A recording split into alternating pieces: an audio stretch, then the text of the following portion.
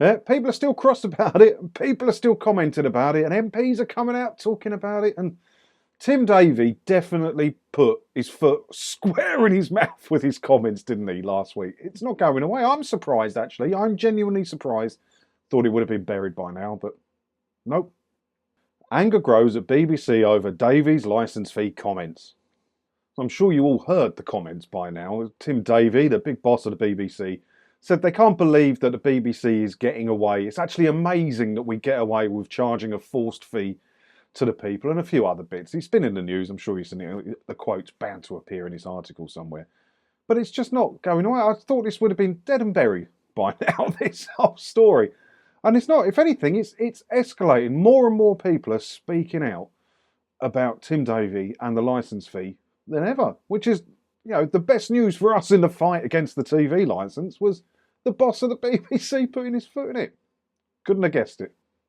In leaked comments to staff about the viewing charge, Mr Davie said, "It's truly amazing what we're pulling off, by the way, that most households are pretty happy paying a licence being a forced payment. It's amazing what we're pulling off."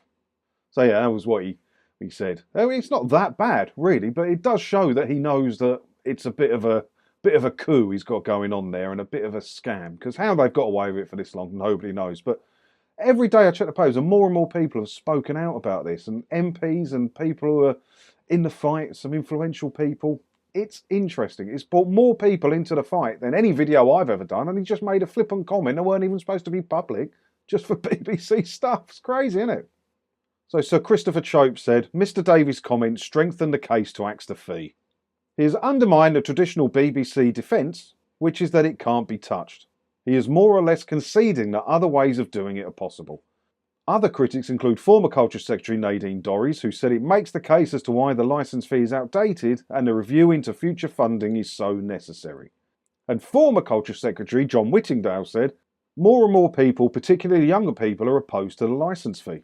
The MP for Malden told GB News, how is he still the MP for Malden? Thinking of that. I grew up in Malden and I was 18. He sent me a birthday card on my 18th birthday begging for me to vote for him.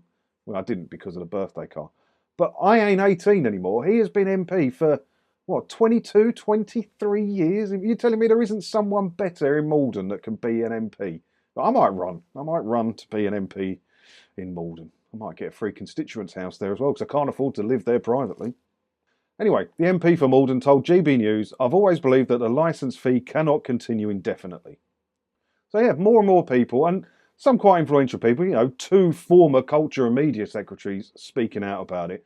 I mean, momentum is building against the licence fee. I have no idea how they're getting away with it. What I want to hear are some of the other TV channels speaking out, because the more people to cancel the licence fee in this cost of living crisis that we're stuck in, if you cancel a licence fee, BBC don't get any money, but also you can't watch ITV as it's being broadcast, or Channel 4 or Channel 5 as it's being broadcast, which affects their viewing figures, and the lower their viewing figure goes, the less money they make from advertising revenue. So I'm waiting for one of the other TV broadcasters to speak out about it. Oh, there's a bit about salaries here. Let's have a look at this bit. The BBC's highest paid stars last year were Match of the Day presenter Gary Lineker, and yeah, we all know Gary at 1.35. But the salaries were not released for chat show host Graham Norton or the stars of EastEnders, Top Gear and Strictly Come Dancing, as their programmes are produced by a commercial company. A commercial company called BBC Studios, trading under the BBC name, but it's commercial. But they want you to pay for this part of the BBC with a licence fee, but we're alright to make commercial private money on this side.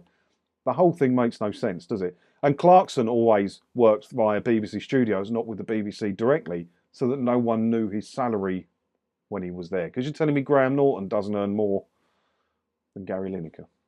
So yeah, the whole thing's dodge.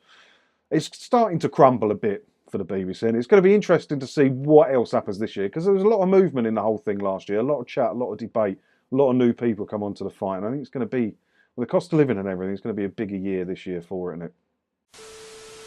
What do you think about this then? Who's going to speak out next? Who else is going to come crawling out the woodwork to leave a comment on what Davie said next? Maybe it's you. Let me know your thoughts about it down in the comments below. And as always, thanks for watching. Don't forget to hit the subscribe button if you haven't already, because that way, hopefully I'll see you in another video again soon when I... Ta-da.